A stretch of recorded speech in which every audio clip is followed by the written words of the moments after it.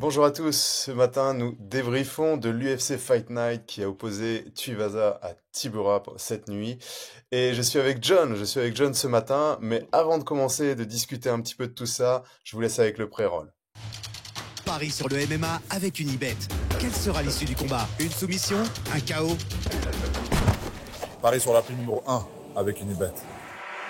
100 € de bonus sur ton premier pari. John, j'espère que tu vas bien. Ça va et toi? Je suis super Ouais, content de faire ce podcast à deux. ouais, bah écoute, moi aussi, c'est très très chouette, chouette de t'avoir. Et puis je t'avoue que bah là, les dernières fois que je t'ai vu, c'était sur les dernières vidéos à Ouais. Mexico et Miami, et ça fait Bah, en très fin de très retour, plaisir. en fin de retour, en fin de retour. En Ouais, plus, bon, c'est là, clair. pour ceux qui ne le savent pas, bah, Chris vient d'être papa, donc du coup, on essaye de changer un petit peu le système pour pouvoir toujours vous offrir du contenu. Et bah, là, on a décidé de faire cette UFC Fight Night. Ouais, bah écoute, cette UFC Fight Night, on va commencer par le main event, tu vois. Ouais.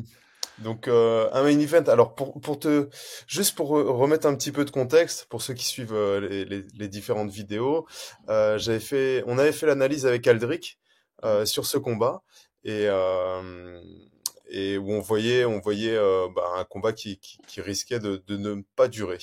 Mhm. Mais avant d'en discuter, toi, tu en as pensé quoi de ce combat? Tu en pensais quoi peut-être avant et Ouais. puis quand ça s'est passé. Bah, pour moi, ça allait se finir de deux manières. Soit c'est euh, enfin, moi, j'avais parié là-dessus. En fait, je suis un petit peu triste parce que il y avait, bah, pour moi, c'était Bam Bam, enfin, pardon, Tuivasa, Ouais, qui soit allait réussir à mettre knockout très rapidement. D'ailleurs, c'était sa ouais. stratégie. Je me disais qu'il allait prendre, enfin, essayer d'attaquer avec les low kicks, un bras arrière ou une combinaison et puis enfin, essayer de connecter. En fait, ça commence très très bien pour lui. Et puis après, voilà, tu vous l'amène au sol et on sait qu'au sol, il y a plus rien, quoi. Il y a vraiment mais rien du tout. À la limite, Derrick Lewis, il y a rien, mais il arrive à se relever. Mais là, il y a rien, rien du tout. Donc, bah, c'était le début de la fin, quoi. Ça me rendait triste parce que c'est un personnage qu'on aime bien quand même depuis, surtout depuis l'UFC Paris. On voit qu'il y a pas mal de gens qui l'apprécient, mais pour moi, ça allait se finir au premier round. Donc ça c'est bien. Ça, j'avais raison. Ça allait pas aller jusqu'à la limite. J'avais raison. Mais pour moi, Tuivasa allait réussir à le connecter. Et bon, ça, malheureusement, ça s'est pas passé. Ouais, c'est ça. Donc, toi, ton pronostic, c'était, toi, tu voyais soit Tuivasa l'emporter par KO, soit que ça finissait au premier round Mhm. par finish de l'un ou de l'autre. C'est ça, hein? C'est ça, ouais. C'est ça. Et que Ouais, ça allait pas finir sur les 5 rounds, quoi. Moi, ouais, je voyais pas ça du tout, ouais, 5 ouais. rounds, pas possible pour moi. Bah écoute, nous ce qu'on voyait effectivement, c'était un combat qui risquait ouais, on n'a pas forcément parlé de décision. On voyait à peu près plutôt Tuivasa l'emporter, et Mhm. c'était notamment sur le fait que comment dire ça? On voyait le combat comme un striker contre grappler. Mhm. Tuivasa Clairement. meilleur striking et Tibura meilleur grappler, mais on s'était dit que Tibura allait vouloir boxer en soi, tu vois. On l'a Et vu il un petit allait peu pas quand faire les même, bons hein. choix. On l'a vu un petit peu quand même. J'ai l'impression qu'au début du combat, il se mesure un petit peu. C'est la seule chose. Et puis, ça n'a pas duré longtemps. Donc ouais, on l'a vu au début du combat qui cherchait à striker, hein. Ouais, c'est Bah ça. écoute, pour moi, je t'avoue que à la toute base, si j'étais sûr que Tibura irait chercher le sol, j'aurais plus mis ma pièce sur Tibura, comme tu l'as dit, parce qu'on a un Tuivasa au sol qui sait juste se relever, tu vois. Mhm. Mais on était parti du principe que Tibura allait faire le mauvais choix. Il allait vouloir essayer de striker, et il l'a expliqué à la fin en plus, c'est que c'était son premier choix, tu vois. Donc on s'était pas trompé sur son fight IQ, c'est-à-dire que le mec il s'est dit, ok, mon game plan c'est de boxer avec lui, et si ça se passe mal, je vais au sol, tu vois. Donc Mais je comprends, franchement, je comprends pas. Enfin, sérieusement, comment? C'est une question que j'aimerais te poser, bon, parce que voilà, t'as beaucoup plus d'expérience en tant que combattant. Comment est-ce que tu arrives à des sommets pareils? Parce que c'est top 10 de l'UFC quand même, enfin bon, je sais que c'est la catégorie des poids lourds, je sais, mais ce que je veux ouais. dire par là, c'est que c'est quand même top 10 de l'UFC, c'est ça que je veux dire. C'est comment est-ce que tu peux te dire, bon, bah, contre Tuivasa, qui est nul au sol, et avec mon background, bah, je préfère essayer de boxer contre lui. Avec le danger qu'il représente même, enfin, tu vois, tu sais qu'un brawl, enfin, il a eu des Derrick Lewis, il a eu, enfin, tu vois, il a eu Mhm. des monstres, quoi. Je crois qu'il était sur 5 KO consécutifs avant, bon, ces 3 défaites Ouais. consécutives. Je comprends pas. Non, bah écoute, je pense que tu l'as dit, hein, c'est une catégorie qui est chez les poids lourds où il y a peu de concurrence, donc forcément, ça reste une catégorie faible entre guillemets sur les compétences. Dès que tu passes le top 5, dès que tu passes en dehors du top 5, c'est très difficile d'avoir autant de niveaux qu'on peut retrouver sur des catégories plus importantes. Mais ça a toujours été, tu vois. Mais non, par contre, je t'avoue que j'étais quand j'ai vu qu'il allait gagner, je me suis dit ah ben voilà, il a fait le bon choix, il a mis au sol. Quand il est parti dire après ouais, c'était pas la stratégie, je voulais boxer. Si ça allait pas, je dis Ah, ah non, mais t'es vraiment- attends, ça, tu l'as vu dans le. Ça, parce que ça, j'ai pas vu, j'étais fatigué, Bah, en je l'ai fait, vu en après la direct. décision sur l'interview d'après combat, tu vois. Ah, c'est ça, c'est dans le C'est là où il post-fight-interview. expliquait Oh ça, là tu vois. là. Oh là là. Donc Ah, c'est bon, cool. après voilà, hein, on est à l'entrée du top 10. Je pense que les deux garde ce niveau d'entrée du top 10. Donc pour la suite, je sais pas ce que tu vois, toi, pour la suite, pour eux en soi, parce qu'il faut quand même se rendre compte qu'ils étaient main event d'un UFC Fight Night, tu vois. Mais en fait, je crois que l'UFC va quand même garder Tuivasa. Je crois qu'il va être gatekeeper du top 15. Essayer de le mettre de temps en temps sur des events où il peut être intéressant parce que il a quand Ouais, même, il est intéressant, tu vois, dans le sens intéressant. Beaucoup de gens l'apprécient et on sait ouais, que voilà, ils vont peut-être essayer de l'utiliser comme tremplin pour les nouveaux venus et on voit qu'il y a quand même pas mal de gens qui peuvent être intéressants. Et je crois par exemple qu'ils pourraient le mettre contre Despain, je sais jamais comment dire. ah ouais, Je crois que ça pourrait être un très bon tremplin pour lui parce qu'on sait que l'UFC est en train de le mettre en avant. Donc ils viennent de le mettre sur l'UFC de Miami où j'étais. Je l'ai interviewé. Je sais que voilà, l'UFC va le mettre en avant parce que je crois que donc pour ceux qui savent pas, c'est un Cubain qui faisait du taekwondo, je crois, il avait 3 victoires en 19 secondes cumulées, donc et c'est 3 KO. Bon, bah, ça, mhm, c'est logique. Il arrive à l'UFC et je crois en 14 secondes, je crois qu'il fait pareil sur son premier ouais, combat. 14 ou 19, enfin voilà, on n'est pas à quelques secondes près. Et donc, du mhm, coup, il est extrêmement impressionnant, même en reculant. Je crois que c'est en reculant qu'il connecte le gars. ouais, Et donc, impressionnant, ouais. il a une allonge qui est la plus grande de tout l'UFC, plus grande que celle de John Jones. Je pense qu'ils sont très intéressés à le mettre en avant, surtout pour tout ce qui est communauté hispanique. Et pour moi, Tuivasa va être la personne qui va se mettre contre lui. Surtout que c'est striker contre striker, à la limite, même s'il gagne contre ce gars-là, ça relance un petit peu Tuivasa. Et sinon, ben, l'autre prend toute sa hype, quoi. Ouais, je pense que comme tu l'as dit, je pense qu'ils vont garder les deux. Je pense que ça va être des gatekeepers ou en tout cas des combattants qui seront là pour faire briller du sang neuf, tu vois. C'est Ça, ça. c'est sûr. Et ouais, je pense que c'est important dans cette catégorie qui est super intéressante hein, sur le top 5 et tout. Franchement, ça fait plaisir. Après, c'est vrai que dès qu'on sort, bah, on attend un peu de sang neuf. Et C'est ça. effectivement, entre le 5 et le 10, c'est des gars voilà, qui sont là pour faire monter du 109 dans le top 5, ouais, clairement, Je clairement. crois que c'est possible que, et par rapport à Tibura, je crois que c'est possible que ce qui va se passer, c'est qu'ils vont le mettre contre Almeida. Almeida sort d'une défaite Mm. contre Curtis, ils veulent voir un petit peu au niveau du grappling, et puis je crois qu'ils en ont un petit peu marre, je t'avoue, d'Almeida, parce que son combat contre Derek Lewis, c'était pas ouf.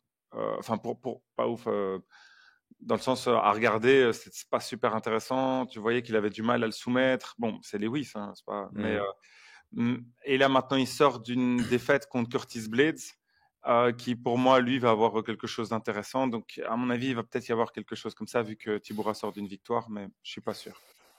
Écoute, je sais pas du tout je sais pas s'ils sont déçus de ses performances, parce que quand ils l'ont signé, ils savaient que c'était un gars qui shootait et qui allait grappler, tu vois. Mhm. Mais oui, c'est fort possible. Je pense qu'il sera plutôt, tu vois, sur un UFC Brésil ou quelque chose comme ça, et effectivement, ça pourrait être un combat de relance si l'UFC veut continuer à miser sur lui, tu vois. Donc ouais, ouais, clairement, En fait, Almeida, c'est plus Tibura, la ça pourrait sensation. être- Oh, pardon, Hmm. c'était plus une sensation de ce qu'on avait dans le stade. Euh, Tu vois, Ah, ils font quand même attention aux gens qui sifflent, tu vois. Et je te hmm, promets, ça sifflait vraiment beaucoup, beaucoup lorsqu'ils combattaient. Parce que tu voyais que c'était technique. Bon, c'est toujours la même chose, hein. C'est quand il y a des ouais, combats de pur striking ou, enfin, tu vois qu'il y a des personnes qui gardent plus la position, qui essayent pas d'évoluer ou hmm, enfin, tu vois pas énormément de scramble. C'est un peu compliqué, quoi. C'est un peu hmm, compliqué. Ouais, ça va. Alors que clairement, moi clairement. j'aime bien hein. Almeida, je le trouve vraiment cool, tu vois. Mais c'est plus ce que je pense que l'UFC va faire, mais je sais pas plus que ça. Ouais, c'est fort possible. Après, ce sera à croiser avec les chiffres sur les gens qui regardent, tu vois, sur les différentes plateformes et tout, C'est ça. voir. Parce que tu peux te faire siffler, mais si tout le monde te regarde, Ouais, ça c'est les ça, c'est ça. intéresse, tu vois. Mais peut-être que, tu vois, peut-être qu'il sera présent à Rio. Je sais pas, parce qu'il a quand même pris beaucoup de dégâts. En fait, je viens de me rappeler sur Curtis, je crois pas qu'il va être là Ouais, à Rio, donc ouais. non, c'est vrai. On Donc passe au voilà. combat suivant? Ah ouais, là, Alors, il y a pas mal à on dire. voulait discuter du co-main event Mhm. avec une décision, bah voilà, hein, je sais pas, vas-y, dis-moi ce que tu en as pensé de ce co-main event, donc qui opposait Brian Battle contre Ange Louza, le Suisse Ange Louza. Ouais. Battle est super impressionnant, je trouve. Je trouve dans la gestion de Ouais. distance, on voit qu'il est rentré dans son combat.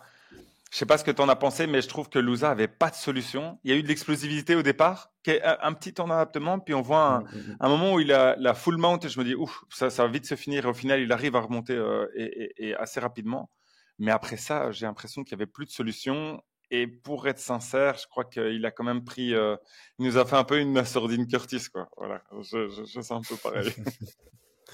Bah écoute, moi, Brian Battle, je l'avais découvert je crois que c'était au Dana White Contenders, hein, si je dis Mhm. pas de Au bêtises. tough, au tough. Au TUF. Ouais, il était au tough. Et il gagne d'ailleurs. Ouais, c'est ça, au tough. Ah ouais, c'est The Ultimate Fighter. J'avais beaucoup apprécié son style. C'est vraiment un combattant très longiligne, qui utilise bien son allonge, qui paraît énorme pour la catégorie, hein, franchement, Ouais. et qui paraît un peu lent en fait, tu vois, quand il frappe. Et ses Mhm. frappes paraissent un peu lentes. Moi, j'étais un peu stressé au début du round parce qu'on avait enfin stressé non, mais j'étais en train de me dire, il va se faire connecter parce que il avance, menton un petit peu à la fenêtre, il fait des légers retraits de buste. Et tu te dis, avec la puissance de frappe d'un Angelousa, si ça touche, ça va tomber. Mhm. Et non, il a fait pour moi vraiment une masterclass sur le premier round. Ça partait super bien. Il y avait aucune solution pour Angelousa. Maintenant, c'est vrai que vu de l'extérieur, donc il y a le doigt dans l'œil. Je pense que là-dessus, on peut pas trop le contester, hein. Au Mhm. ralenti, on voit bien que Même lui le sur conteste une, pas. Hein. Il le conteste pas. Il ouais, sait qu'il y a un doigt mm, dans l'œil, mais disons que à partir d'un moment, tu réalises que tu essayes et tu vois que mm, t'as pas de solution. Bah, tu sais que ça n'a pas dépassé probablement le deuxième round. Donc la règle, on le répète, c'est si jamais c'est un no mm, contest, si jamais ça dépasse la moitié du combat, bah, du coup, on voit le scorecard des juges et il perdait. mm, Mais là, c'était un petit peu avant. Donc du coup, c'était positif pour lui. C'était un no contest alors. Du coup. Je parle mm, pour mm, Louzin, mm. bien sûr. Donc ouais, donc là on va être sur de la spéculation. Alors, est-ce qu'effectivement c'était une porte de sortie? Parce que ça a chauffé hein, à la fin, quand il y a eu l'annonce du no contest. Mhm. Brian Battle s'est mis en face, il lui a dit ouais, je sais pas ce qu'il lui a dit, genre t'as trouvé une porte de sortie, t'es capable de me Ouais. voir. Et Ouais. ça a chauffé, les gars, ils ont voulu en venir aux mains. Ouais. Et on a un Brian Mais très Battle fort, hein. Ça a qui, vraiment chauffé, chauffé. C'était ah pas ouais, du tout ouais, ouais, ça. vraiment fort. Ouais. Et dans l'interview, Brian Battle dit non, non, vous avez tous vu, il a pris cette porte de sortie, il n'avait pas d'autre échappatoire, il a utilisé ça, mais il était capable de me voir. Mm. Maintenant, je pense qu'il faut quand même se dire, ouais, on sait pas, tu vois, imaginons qu'il y a un nom qui est écorché un peu de cornet, ça se voit Mhm. pas. Ouais. Peut-être qu'après, tu vois ce que je veux dire. Ben, il dit au médecin, hein, il dit je vois pas. Donc bon, c'est de la spéculation. Là, on ne sait pas le Mm, dire. mm, mm, mm. C'est juste qu'on doit prendre en compte la tournure et Ouais. la manière dont se passait le combat. Ça se passait pas bien pour lui et je crois qu'il n'y avait pas une réelle possibilité pour lui de tourner ça. Maintenant, Ouais. c'est un combat. Ça se trouve au deuxième, au troisième, il aurait peut-être gagné. On n'en sait rien. Mais Mm, mm, mm. ouais, voilà, il y a une spéculation par rapport au fait qu'il soit sorti et qu'il ait pris la porte facile, quoi, donc le no contest. Non, non, moi, je vais, effectivement, de l'extérieur, ça paraît ça. Je vais partir du principe que Angelousa a pris un ongle sur la cornée, un truc dans le genre. Après, voilà, je pense qu'on a tous vu, et l'UFC a vu, hein, que Brian Battle était largement supérieur. Mhm. C'est très intéressant pour la suite, hein, pour Brian Battle. Moi, c'est vraiment un combattant que je suis. Il monte tranquillement, mais j'ai hâte de voir un petit peu ce qu'on va lui proposer pour après, tu vois. Ouais. J'ai hâte de voir ça. surtout Tu pensais calcul. quoi de... Je sais pas si tu avais vu son sol avant, parce que là, on a vu beaucoup de striking. T'en pensais quoi? Mhm. Bah sur le sol, il est efficace, hein. C'est pas sa spécialité. C'est un combattant qui est relativement complet, tu vois. Mhm. Mais non, non, il est efficace, il défend bien, il a bien défendu les amener au sol.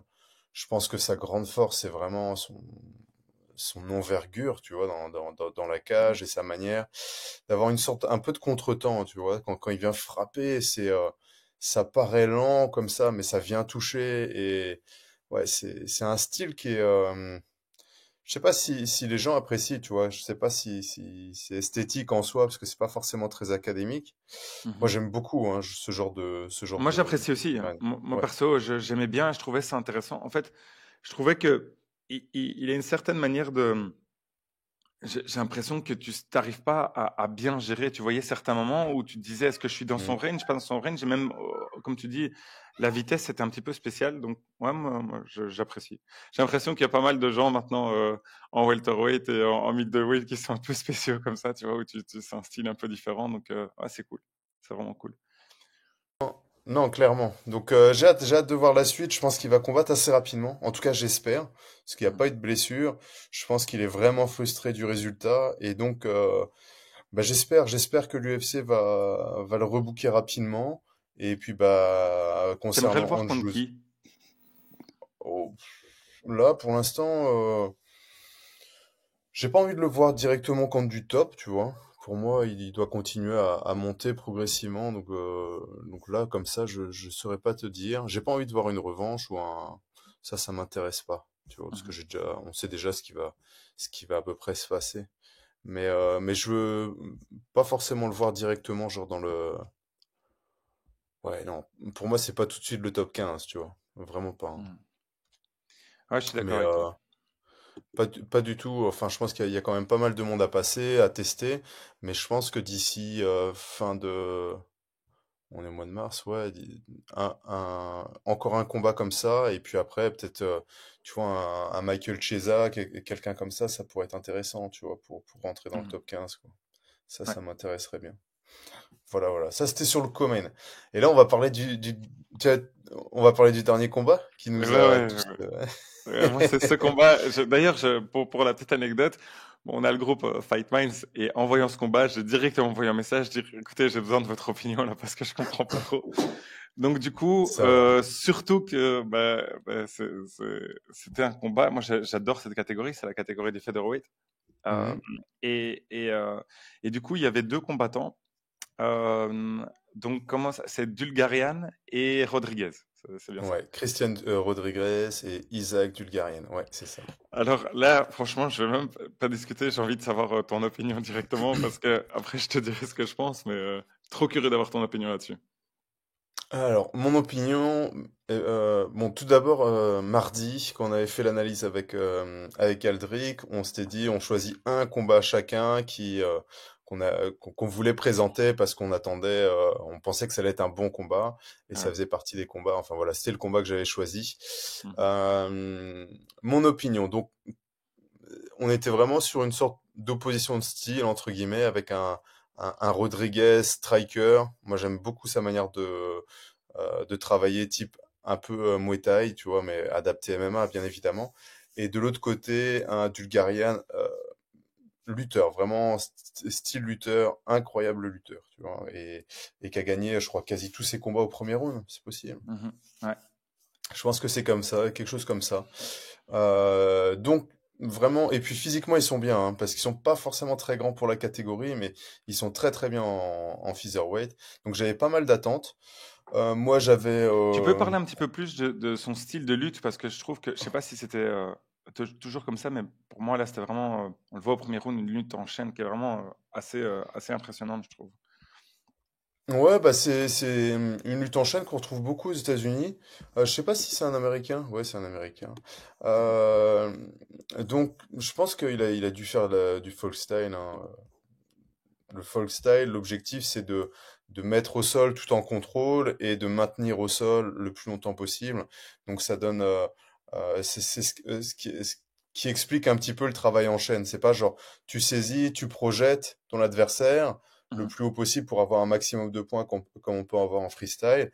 Là, si tu saisis ton adversaire et que tu le mets au sol de manière simple, tu vois, Mhm. eh bien, tu vas obtenir des points. Si tu contrôles et que tu réexposes ses épaules, donc tu le retournes un peu, tu vas avoir d'autres points.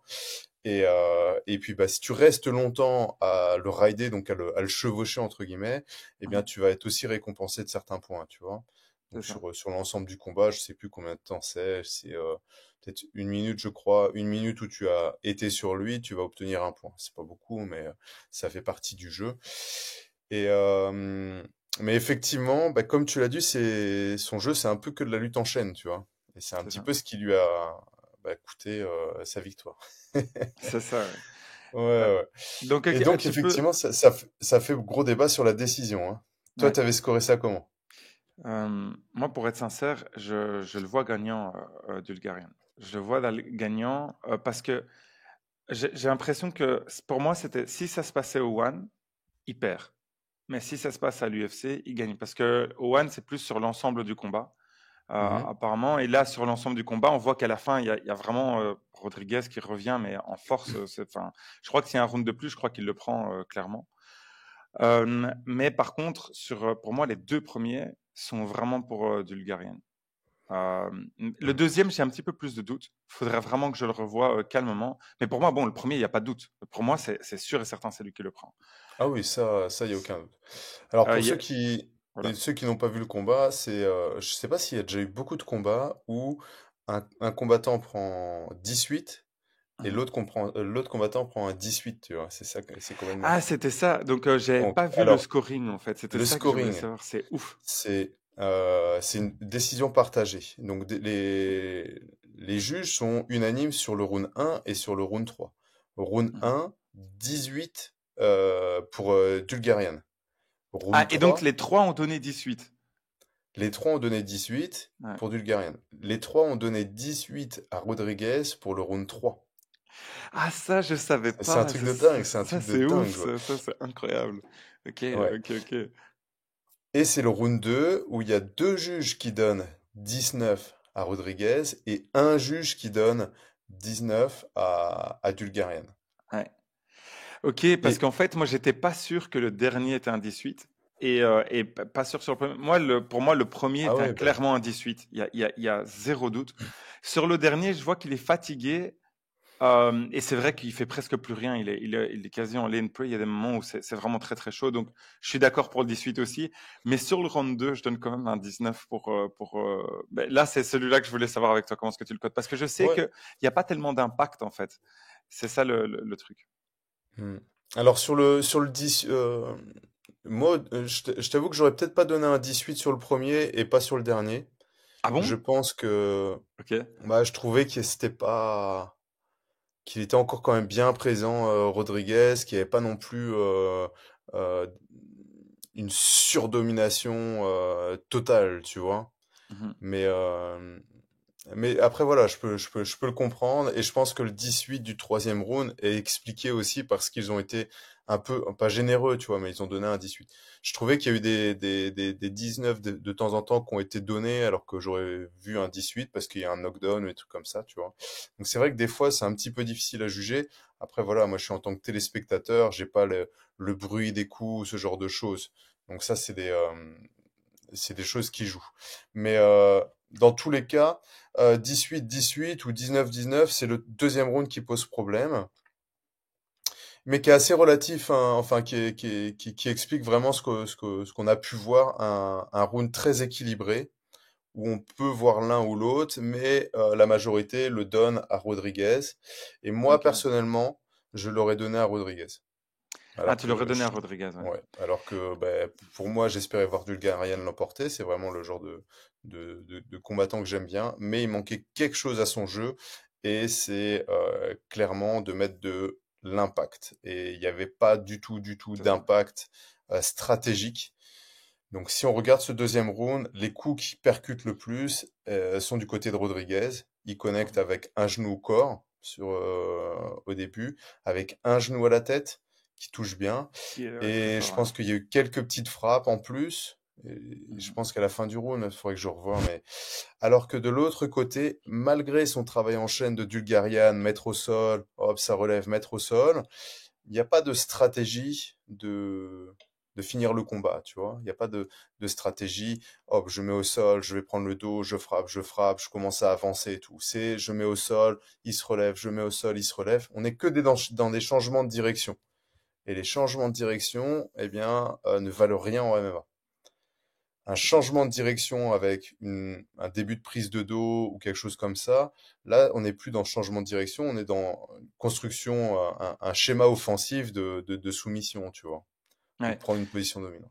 Ouais, je suis tout Et à fait donc, d'accord. c'est, En fait, moi, il y a ouais. un doute par rapport à ça parce que je le voyais plus sur impact cumulé. Et en fait, c'est bizarre. La manière dont je l'avais au deuxième round, c'est que je me disais, je crois qu'il est en train de vraiment le fatiguer. Et en fait, Rodriguez, pas du tout. C'est l'inverse qui se passe au troisième round, en fait. Donc oui, là, je peux comprendre. Je me dis au final, Hmm. peut-être qu'il n'a pas réussi sa stratégie. Mais Mais alors, là, comme ça, directement, moi, pour moi, j'avais Bulgarien. Ouais. Sur le premier et deuxième, et je ne savais pas que sur le scoring, vous avez mis 18-18 deux fois. Quoi. hmm. Donc c'est fou. Mais effectivement, donc à la fin, mais tu vois, pour l'impact cumulé en se disant, ouais, mais il fatigue, Mhm. c'est, pour moi, c'est impossible à juger en fait, tu vois, de l'extérieur.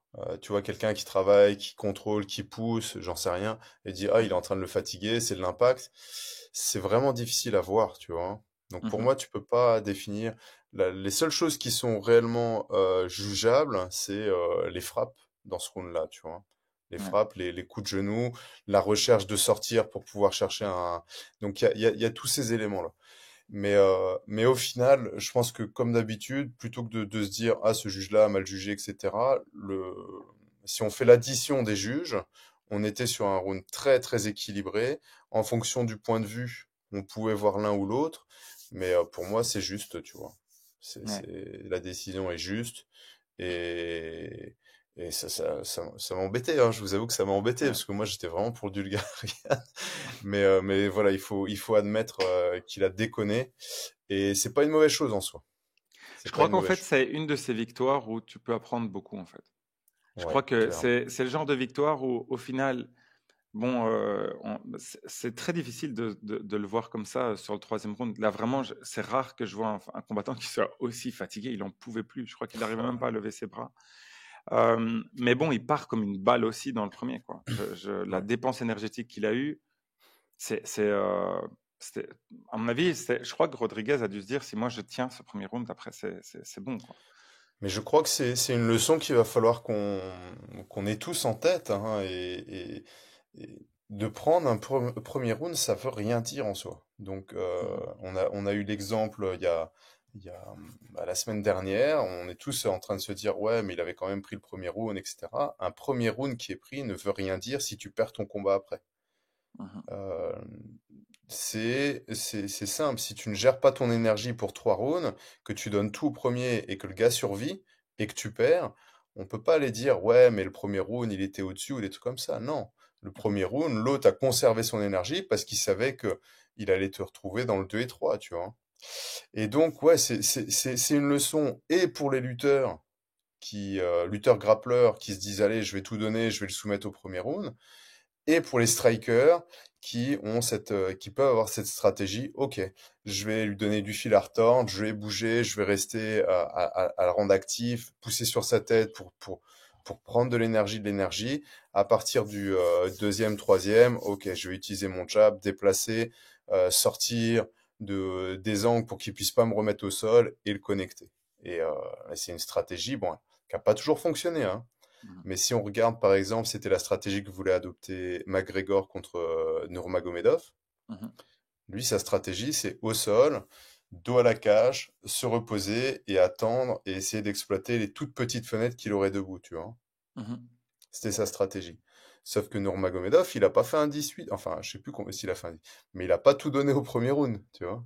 C'est ça. Ouais. Il a conservé, géré son énergie jusqu'à soumettre au troisième. Ouais, je crois que c'est au troisième. Ouais. Je crois que c'est Troisième. au troisième et puis aussi Il poser des avait fait la problèmes même en avec striking Dustin. aussi, tu vois. Et poser des problèmes en striking justement Debout, il le met knockdown, en fait. C'est ça, c'est Ouais, bon, après, ça, c'est plus un fait de match, hein. C'est plus un fait de match que. Ben, c'est plus le fait de tellement focus tout Oui, sur son grappling que tu te dis, bon, bah, au striking, je domine, et puis au final, se faire surprendre en striking dans ah ton ouais, propre ouais. élément, tu vois. Mais Mais ça, mais ça, mais c'est une leçon pour les lutteurs. C'est une leçon pour les lutteurs grappleurs. Vous avez un gars que vous commencez à ruiner au premier round en train de le lutter et de le grappler et vous trouvez pas de solution. Ne dépensez pas tout en espérant le finir. ouais. Pensez bien que le gars, il peut être là en train de attendre patiemment que vous vous épuisez et le round lui permettra de se relever, tu vois, et de récupérer. En Et tout cas, donc, ouais, moi je trouve comme tu dis, hein, c'est une très belle leçon pour lui et je pense pour un petit peu tout le monde, quoi. qu'est-ce que tu as pensé de Rodriguez dans son ensemble? Euh, Bah moi je trouve très bon, hein, je trouve très très bon.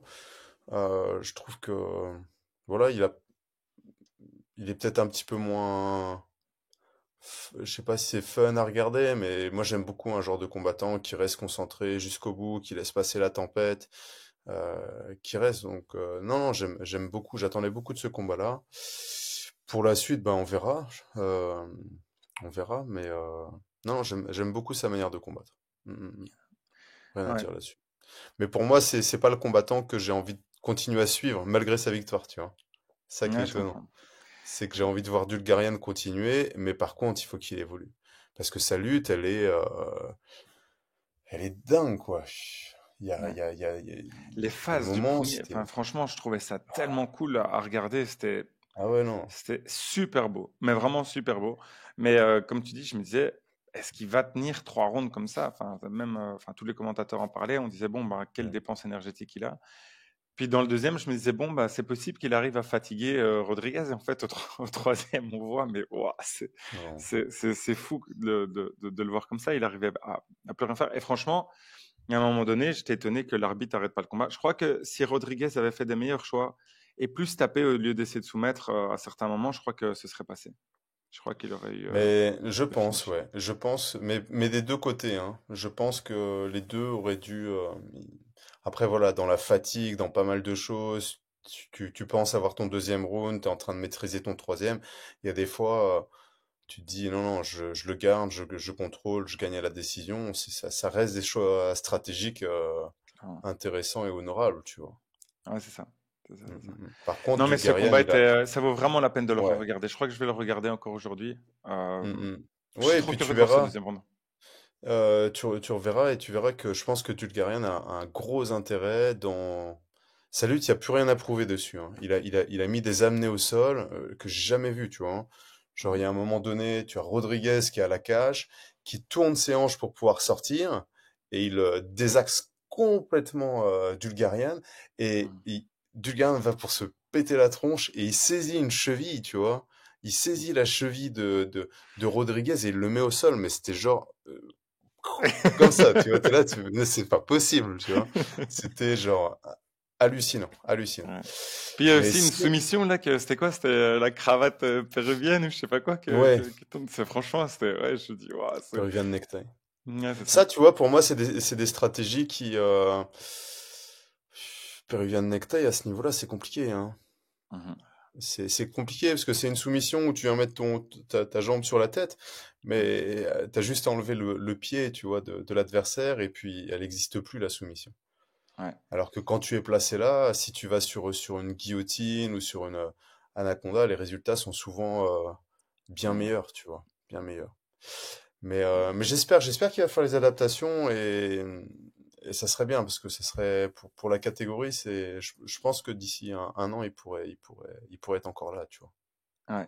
Mm, mm, mm. Ouais, je pense aussi, je crois que si jamais il apprend de ce combat, je crois que ça peut être super intéressant. Je crois que, comme tu le dis, il a peut-être été hypé aussi sur le fait qu'il se dit, bon, je vais aller très très vite vers le top, essayer de tout finir au premier round. J'ai Ouais. déjà eu des résultats probants là-dedans. Je sais que je suis meilleur que lui au sol. Bon, bah, j'y vais à fond.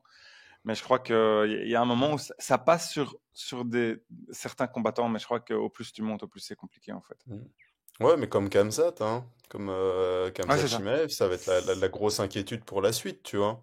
C'est ça. C'est qu'à un moment, on sait que c'est des gars qui donnent tout, il faut juste survivre, et après, c'est un boulevard pour la victoire, tu vois.